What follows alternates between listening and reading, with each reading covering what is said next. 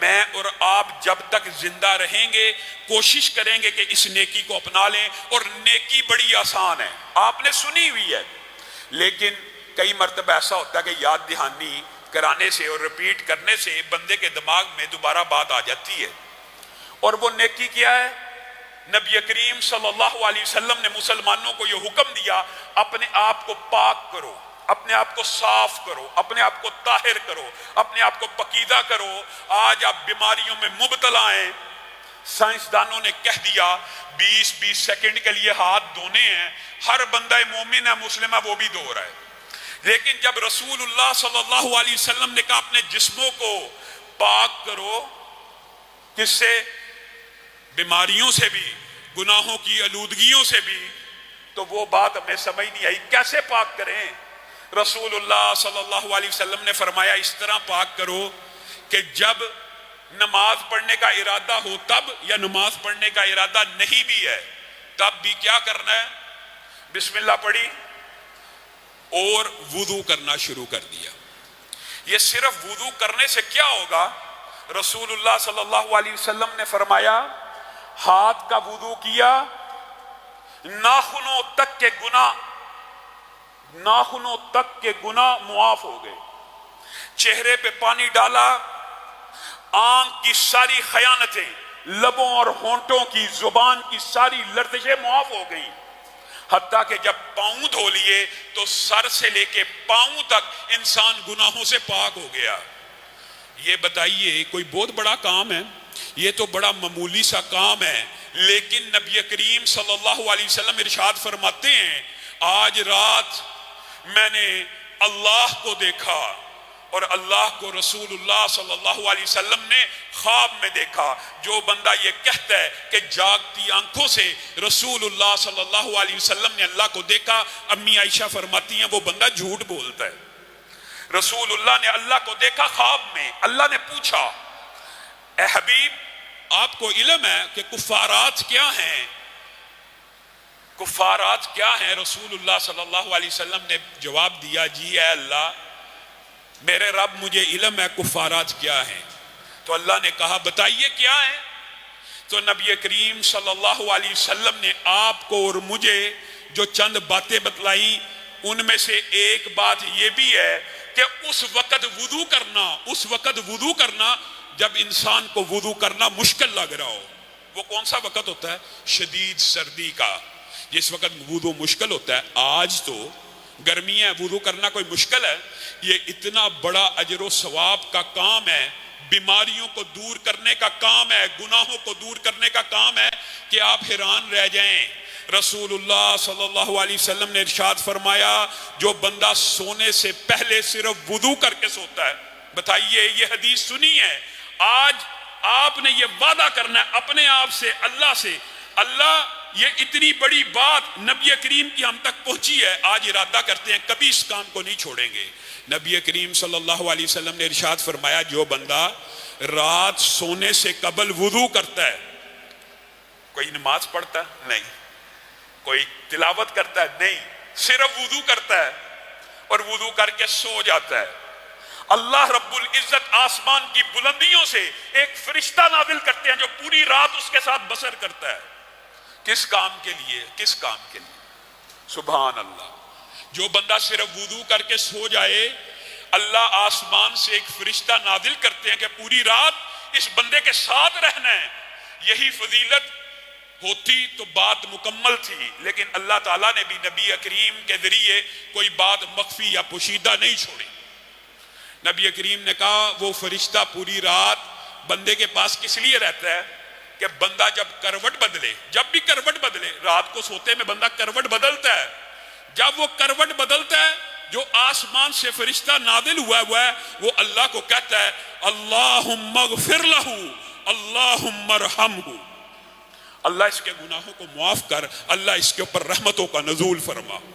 اور حدیث کے دوسرے ٹکڑے کے الفاظ پتہ کیا؟ کروٹ سے کئی مرتبہ آنکھ نہیں کھلتی، انسان سویا ہوا ہے کروٹ لی، پتہ ہی نہیں، بندے کو بھی نہیں پتا میں نے کروٹ لی ہے کہ نہیں، لیکن فرشتہ دعا کرتا جا رہا ہے اللہ اس کی مغفرت کر، اس کے اوپر رحمتوں کا نزول فرما۔ اور پھر حدیث میں کیا آتا ہے کہ کبھی ایسا بھی ہوتا ہے کہ بندے کی آنکھ کھل جاتی ہے، सोते में अचानक आंख खुल गई, जैसे ही आंख खुली, करवट ना भी ली हो, फरिश्ता दुआ शुरू कर देता है, अल्लाह इसने वुदू करके, बताइए रसूलुल्लाह सल्लल्लाहु अलैहि वसल्लम को, आपको, अब बताइए सिर्फ वुदू करना इसका अजर और सवाब क्यों है? आपने ये बात नोट की है क्यों है? क्योंकि मैंने और आपने इस नीयत से वुदू किया है कि हमारे नबी ने हुक्म दिया है, बस कोई लॉजिक नहीं, कोई मंतक नहीं, कोई फलसफा नहीं। जो रसूलुल्लाह कह दे वो बतौर इल्लत हमें इल्म हो जाए तो ठीक है, पता चल जाए कि इसकी हिकमतें क्या हैं, और हिकमतें भी मुहद्दिसीन ने बयान कर दी हैं कि बीमारियों से दूर करने वाला, गुनाहों से दूर करने वाला, सिर्फ आंख खुली है, फरिश्ता दुआ कर रहा है, इसी पर बात बस हो जाती है और बात मुकम्मल है।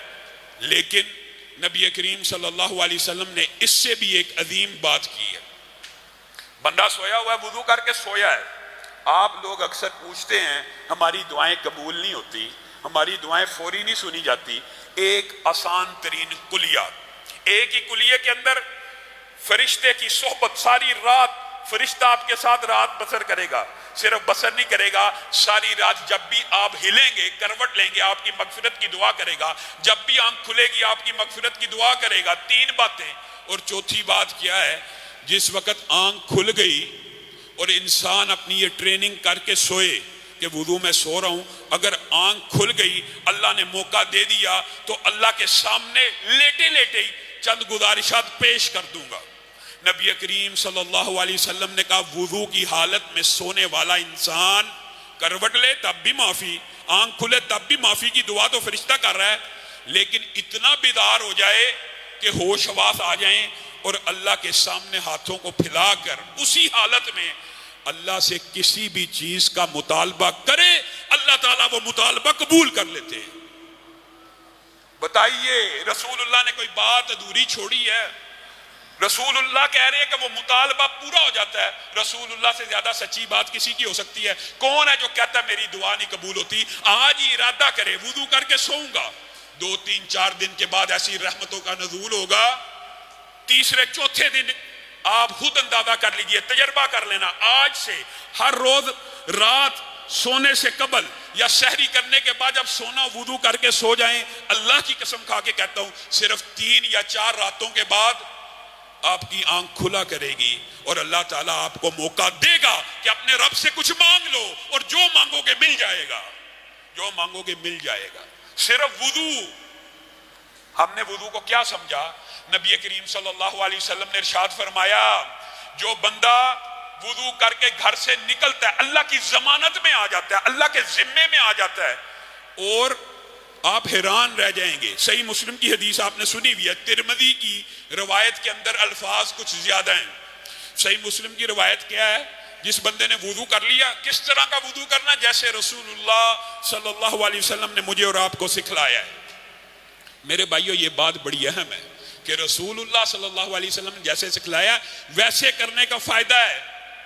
इमाम मालिक के पास एक बंदा बार बार आके ये सवाल करता था, खैर ये बात लंबी चौड़ी हो जाएगी, ये बात इंशाल्लाह फिर कभी बयान करेंगे कि रसूलुल्लाह के बताए हुए के ऊपर ही अमल करने का फायदा होता है, वरना इंसान कोई अमल इसलिए भी करना शुरू कर देना कि फलां ने बताया है, फलां ने बताया है, मैं इसलिए ये अमल करता हूं, और उसकी सनद रसूलुल्लाह से नहीं पहुंची, तो इसके बारे में भी मुहद्दिसीन के जो अकवाल हैं आपके सामने रखेंगे। मुख्तसर एक बात रख के अपनी बात को आगे बढ़ाता हूं। मेरे भाइयों, रसूलुल्लाह सल्लल्लाहु अलैहि वसल्लम नहीं चाहते मेरे उम्मती जन्नत में चले जाएं? चाहते हैं ना?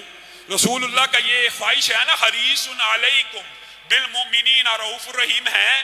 हम सब का ये अकीदा है कि रसूलुल्लाह से ज्यादा उम्मत पे रहम करने वाला कोई नहीं है। सबका अकीदा है या नहीं है?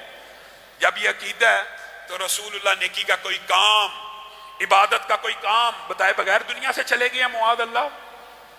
ये फिक्र और सोच दुरुस्त कीजिए कि मेरा मौलवी मेरा ज्यादा हमदर्द है, वो बातें बता रहा है जो मुआद अल्लाह रसूलुल्लाह को भी इल्म नहीं थी। रसूलुल्लाह ने नेकी का हर काम, इबादत का हर तरीका मुझे और आपको बतला दिया है। अब जो जी चाहे जिसका, वो चाहे जो मर्जी दावे करता रहे कि मैं बड़ा मुखलस हूं, मैं ये इबादत का तरीका बताता हूं, मैं ये नया तरीका इबादत का बताता हूं, मैं ये नेकियां हासिल करने का। याद रखिए, इबादत صرف وہی قابل قبول ہیں جن کے اوپر مہر نبوت موجود ہو، کیونکہ عبادات توقیفی ہیں۔ عبادات توقیفی سے مراد یہ ہے کہ کوئی بھی عبادت بندہ اپنی مرضی سے نہیں کر سکتا۔ کیونکہ رسول اللہ صلی اللہ علیہ وسلم کی مہر موجود ہوگی تو وہ عبادت قابل قبول ہوگی۔ اس سے برعکس دنیاوی معاملات کے اندر ہر چیز مباح ہوتی ہے، ہر چیز جائز ہوتی ہے، الا یہ کہ رسول اللہ کسی چیز سے رکنے کا حکم دے دیں۔ یہ بات پھر طویل ہو جائے گی، مختصر آپ نے یہ سمجھنا ہے کہ عبادات صرف وہی منظور ہیں جن کے اوپر مہر نبوت ہو، اور دنیاوی معاملات صرف وہی منع ہیں جن سے رسول اللہ نے روکا ہو، ورنہ ہر چیز جائز ہے دنیاوی معاملات کے اندر۔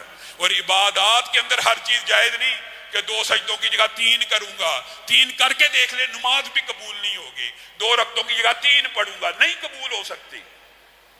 جہاں پہ رسول اللہ عبادات کا طریقہ بتلا رہے ہیں تو رسول اللہ نے یہ فرما دیا، جس نے وضو کیا کیسا؟ جیسے میں محمد صلی اللہ علیہ وسلم نے تمہیں سمجھایا ہے۔ صرف وضو کرنے کے بعد کیا کہنا ہے؟ کتنا چھوٹا جملہ میرے بھائیو۔ ایک تو وضو کی عبادت، وضو عبادت ہے، کیوں رسول اللہ نے کہہ دی ہے، ورنہ تو آپ کو صرف لگے گا کہ صفائی ہو رہی ہے، لیکن اس کو اختیار کر کے دیکھیے، زندگی کے اندر انقلاب آ جائے گا۔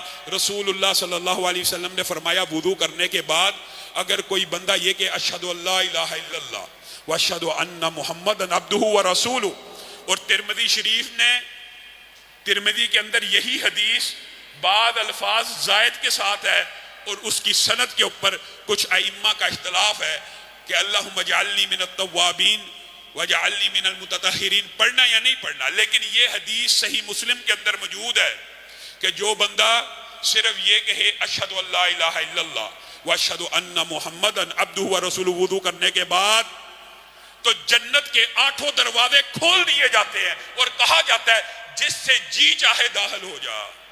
یہ وضو کی عبادت، اتنی آسان عبادت۔